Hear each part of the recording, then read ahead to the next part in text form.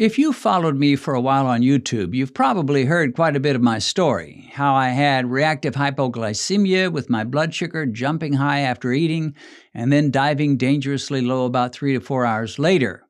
But today I want to share with you some of the specifics of how I went low carb and how my low carb diet has evolved and changed and morphed over the last 20 years. When I realized that my blood sugar was just bouncing all over the place, this was way back around 2000, 2001. Sometimes this would cause me to feel I was about to faint, and I did the two things I knew to do. I prayed and I researched. There was no YouTube in those days, but I was a reader and I looked for books that might be helpful. The two most helpful books for me in those early days were Dr. Richard Bernstein's Diabetes Solution and Dr. Robert Atkins' book, New Diet Revolution. A few years later, I found another book that confirmed what I had learned, and it expanded on it, which was called Protein Power by Drs. Michael and Mary Eads. One of the most powerful and life-changing statements I read in those early days was from Dr. Atkins' book, where he declared, "Your blood glucose level doesn't sharply rise and fall when you sit down to eat a Cobb salad, but it does just that when you chow down a slice of pie." Well, that may be simple to you, but when I read that, it was like getting hit on the head with a hammer, because that was exactly what was happening to me. And I assumed that was my major problem. My glucose was rising and falling like a roller coaster. Soon I learned a very basic concept, which was that carbohydrates of any and every kind are the major drivers of glucose spikes, and I set about learning which foods spiked my glucose terribly and which ones produced mild, gentle blood sugar rises. It was a gradual process for me. I didn't get it all overnight. There was no Beat Diabetes channel. There was no Dr. Ken Berry channel. And Dr. Jason Fung had not yet even discovered the power of low-carb eating and intermittent fasting. And to make matters more confusing, there were all those doctors and writers that still promoted that terrible low-fat diet which almost always leads people to increase the carbohydrates in their meals. Besides a few books, the other factor I had to work with was my glucose meter. After being shown how to use it by our office secretary, whose husband was severely diabetic, I began to use it frequently. Unlike many diabetics, I was not content just to simply get a fasting blood sugar number once in a while. I was eager to learn which foods spiked me the most and which ones spiked me the least. For starters, I cut out all sugar and high-sugar products. Coke, various other sodas, cakes, pies, donuts, Little Debbie snack cakes, moon pies, Twinkies, candy, all these things were cut out drastically. And I gave up basically all regular sodas, still had an occasional diet soda, and I gave up fruit juice. But to my dismay, I learned that you do not need to eat high-sugar junk food to jack up your blood sugar. Starches could do it just as easily. How did I know that? I learned it from my glucose meter, whom I now call Mike. It did not happen overnight, but little by little I began either cutting out high-carb foods or greatly decreasing the portion sizes of those foods that spiked my glucose levels. Potatoes and various chips were quickly on my no-fly list. Ordinary bread soon followed, although with exceptions. When I went out to restaurants, I found that by removing the top buns off my hamburgers or breakfast sandwiches, I could keep my glucose peak targets in range. In those days, I conducted nearly all my post-meal tests at 1 hour after I finished eating. I found that I could eat a McDonald's McDouble hamburger, which is essentially a double cheeseburger, and drink a Diet Coke and still have glucose peaks no higher than about 125 or so. My goal was to see glucose peaks no higher than 140 as a max, an hour after I finished my meal. Now, I did not do intermittent fasting in those days. Nobody was talking about it, and it never occurred to me there'd be any advantage in eating 2 meals per day in a 6-hour window over more traditional eating. I just didn't see one advantage to it. In fact, I didn't mind having snacks whenever I wanted them as long as they were low-carb snacks. And I never drank bulletproof coffee. In fact, I never heard of anyone mentioning it. Keep in mind that in my first year of moving toward a low-carb diet, it was around 2002. All my problems had come in 2001 and 2000, and around 2002, I was just starting to get the idea to cut those carbs. I never thought about A1Cs in those days. I went to a doctor only once, and she could give me very little help. I didn't even know what an A1C was. But I sure knew what it was to check my blood sugar on my little glucometer and get depressed after seeing a number over 200, or feel elated when my post-meal number was 115, 110, 120. After a while, the 200-plus numbers began to disappear, and the 100-teens or the 120s became common as a peak an hour after eating. I would still eat sandwiches, but I used Nature's Own double fiber bread and only one slice. Now, the Nature's Own double fiber bread had about 7 net grams of carbs, or maybe 8, and so I found my body could handle that. But even so, I would have a sandwich with one slice of that bread, never two. And my meter told me this was not spiking me much. In those early days, there was a TV program on the Food Network which featured George Stella, who had lost a couple of 100 pounds eating a low-carb diet. And I began watching his program religiously and found that I could make low-carb pancakes, low-carb blueberry muffins, low-carb waffles, and other treats. This was thrilling. In those days, George was often using soy flour for these bread-type products, which is frowned upon by the keto folks today, but I never gave that a thought. I was just happy that my sacrifices to keep my blood sugar relatively stable were not nearly as severe as I first thought they would have to be.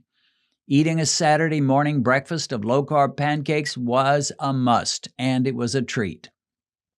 I didn't give up noodles in those early days, but instead I switched over to Dreamfields pasta, which promised the good taste of regular pasta without the glucose spike. And sure enough, I couldn't tell any difference between Dreamfields noodles and just the regular old spaghetti noodles or mac and cheese noodles. The Dreamfields people said that they had discovered a way to make their carbs indigestible so they would not raise blood sugar. And in my glucose tests, well, I found they did create a bit of a spike, but not as much as normal pasta. And so I was fairly content with those. Later on, however, the Dreamfields folks were sued for boasting of these non-digestible carbs, and they backed off their original claim. Eventually, I gave up on them altogether, but for those first 7 or 8 years, I enjoyed spaghetti and mac and cheese with hamburger dinners, using the Dreamfields pasta without guilt. But after the lawsuit, I decided to give it up. I discovered low-carb tortillas in the grocery stores, and I was thrilled. Since those days, I was only testing my blood sugar 1 hour after eating. They usually gave me a good glucose score. However, today I've learned that with some of these artificial superfiber bread-type products, a 1-hour post-test is not sufficient. They can often have a delayed effect, and you may have higher glucose 3 hours after eating than you did at 1 hour after your meal. I would often have pizzas with 2 low-carb tortillas bonded together with a layer of cheese in between. Also, I would eat quesadillas with a top and a bottom low-carb tortilla. Today, I wouldn't do that. And not normally, and probably not ever, at least not with store-bought low-carb tortillas. I gave up on most fruit pretty quickly since I found that fruit raises blood sugar about the way candy does.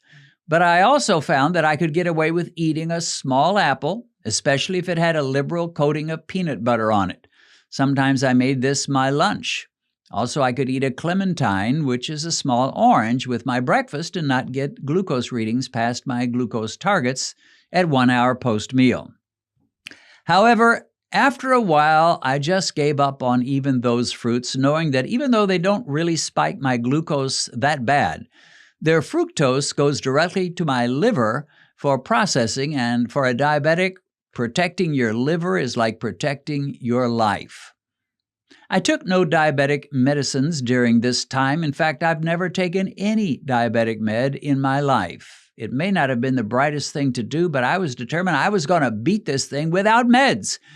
And I really did not want to see a doctor while I was struggling with my blood sugar. I feared I would be labeled a diabetic, and once diagnosed, I might have a difficult time getting health care in days to come, or I would have to pay much more for health care once that diagnosis was on my record. So I really don't even know how high my A1C was at my worst in those days, or even whether I ever crossed the line from pre-diabetic to diabetic, and if so, how high I went. To sum it up, in my early days, I wasn't nearly as strict with myself as I am today. And my low-carb diet has morphed and evolved quite a bit over the years. I proudly called my diet low-carb in those early days, but I was probably eating 100 grams of carbs per day, maybe a few more, far more than I would be comfortable with these days. Finally, after several years of good glucose readings, I felt confident enough to go to the doctor and ask for an A1C. This was perhaps a year or two before starting Beat Diabetes on YouTube. When the nurse called me about the blood work, there was one thing I had to hear about. What was my A1C? He told me it was a 5.8, and that was a relief. I had read Jenny Rule say that anywhere in the fives was a reasonable and a doable goal as an A1C score for nearly all type 2 diabetics. In fact, I have to confess something right here. It was Jenny Rule who actually came up with the expression, the Fives Club. I just borrowed that from her, so thanks, Jenny. Anyway, when the nurse told me that I had a 5.8 A1C, I was elated. I was in the Fives Club. And I told him, wow, that's great.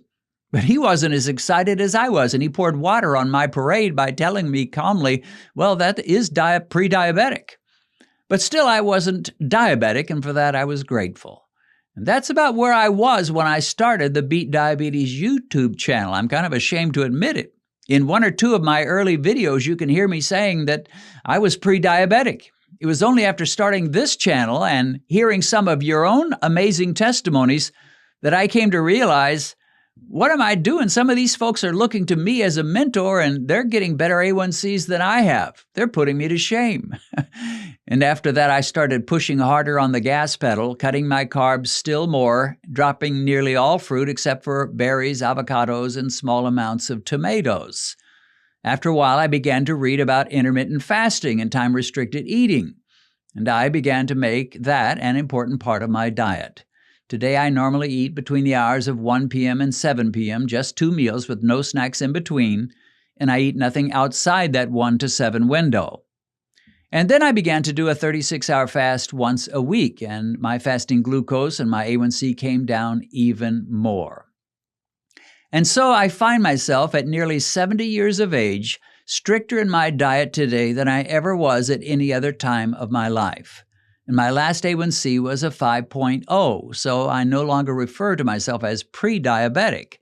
By many medical professional standards, my life is a fluke. I have a better A1C, a better fasting glucose, and better post-meal glucose peaks at 70 than I had in my late 40s. Diabetes is not supposed to work that way. It is supposed to be chronic and progressive. Once you get diagnosed, your diabetes is only going to get worse and worse with every passing year. But my friends, this does not have to be the case. You can turn back the clock when it comes to your metabolic syndrome and insulin resistance and prediabetes and diabetes. You can be healthier now than you were 20 years ago. It's time to get started. Some people can do this diet change on a dime, almost cold turkey, and others will be more like I was, making a change here and a change there, dropping this and starting that. But however you do it, get started and do it. Your health and your life, and yes, your family, are worth it. Probably most of you know my wife Benedicta, but few of you know the amazing paths God has led her to bring her to where she is today. Benedicta was orphaned at an early age and lived with an elderly stepmother growing to adolescence. They were so poor, Benedicta had to drop out of school and sell food door to door for them to survive. As a teen, Benedicta got a job as a housemaid, which developed into a nightmare.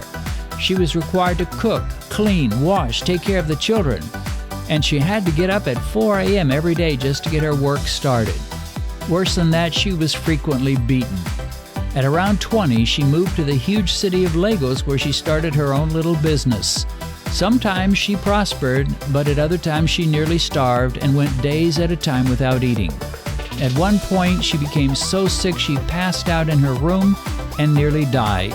She found herself outside of her body and she was able to see the splendors of heaven until she was sent back with a command to share her story. One day, however, her life changed when an American evangelist came to her community to preach. And of course, that was me. The rest, as they say, is history. Benedicta has shared her life story in a recently published autobiography, and you can get it on Amazon as either an ebook or a paperback. A link to this book on Amazon is in the description.